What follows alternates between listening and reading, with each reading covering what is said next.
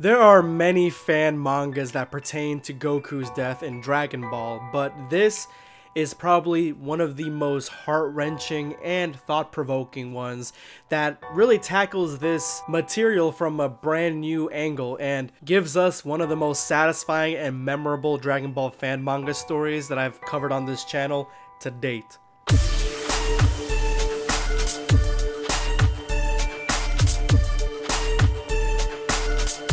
Know your place, worm.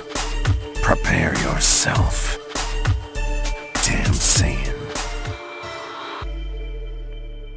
This Dragon Ball fan manga is called A Dream from the World, and it is a story by Abyss. And as always, I'm going to leave a link in the description below so you can go ahead and read it for yourselves. But it takes place in the future Trunks timeline, where Mecha Frieza has come down to Earth looking for revenge, and Goku, trying to catch up to Frieza, ends up using the instant transmission and destroying Frieza in his Super Saiyan form. And at the onset of this manga, we get a feel for the dynamic and stylistic way that this manga is drawn. It just looks beautiful. It definitely gives off that Dragon Ball vibe, and it still feels incredibly modern, and I really like the art direction they went with this. But here we get some backstory to the instant transmission technique, which is important, and it looks like the Yardrat who gave him this ability gave it to him because he saw into his future and knew that he didn't have much time left because Goku was going to be killed by the heart virus. So he gave him the instant transmission, or taught him how to use it, because that way it'll save him time. And I'm a big fan of this technique, or any technique in any medium that lets you teleport, because there's one thing in life that we don't really get enough of is time, and if we could teleport from place to place, that'd be one way to save time. So from there on, the story seems to go on normal like it did in the Dragon Ball Z episodes and in the manga, up until we get to Goku being attacked by the heart virus. Now, we really didn't get to see much of this in Dragon Ball Z besides the History of Trunks movie. We have Gohan and Krillin, and they're looking for the Dragon Balls because they want to wish away this virus. So they're off looking for the Dragon Balls, and we get a really layered section of panels here where we have a scene between Yamcha, Bulma, and Vegeta. So Bulma's talking to Vegeta, and it seems like they're not together at this point, but Vegeta is very much acting like he did at the very beginning of Dragon Ball. But there is a layer of sadness in his dialogue that I really do appreciate, because he does seem to be sad that a Saiyan, a Super Saiyan at that, is going to be dying in such a meaningless way.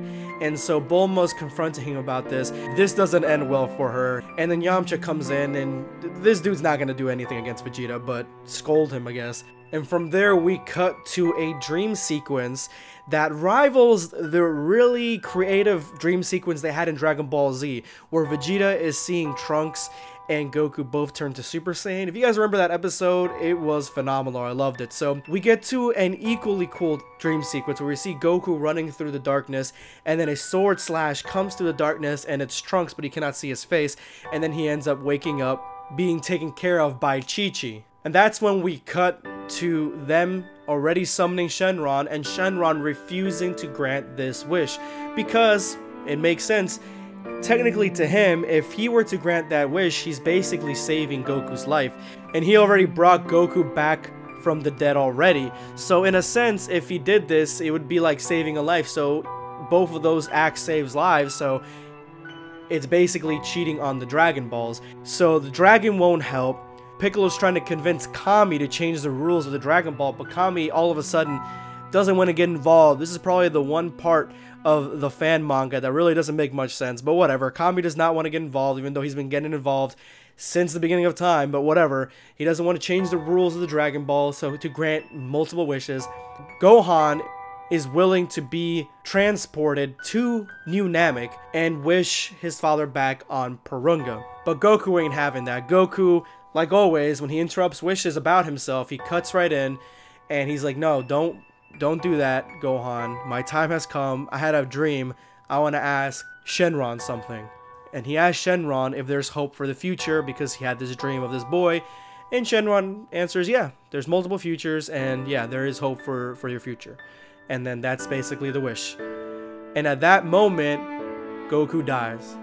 He falls back in a dramatic sequence of panels. And then we cut to Goku just waking up out of a dream. Gohan embraces him crying. Goku's in shock. Goku asks Piccolo, who's also there, did you see it? And Piccolo is like, yeah, I saw it. And then we cut to all the different various Z fighters kind of like waking up or in shock or crying. And it seems like they somehow were able to see what happened, or maybe dream about it, about what happened in the universe where they all died. They all died because Goku ended up getting killed by the heart virus. Trunks never saved them. And so this seems to be the universe that we're in now, Universe 7, and the current cast of characters at the end.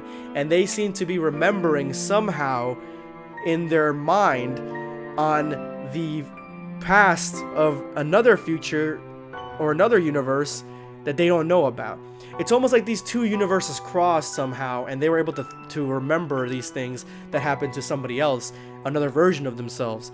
And that was trippy, okay, to say the least. That was probably the most thought-provoking part of this manga, and I have to give it kudos because it went real in depth. It went Inception-like levels in depth, and I like that he put it all out there. It's very sad, and it's almost like a deja vu sort of sense where you've been here before, but they remembered clearly exactly what happened. But anyway, guys, let me know what you thought of this, A Dream from the World.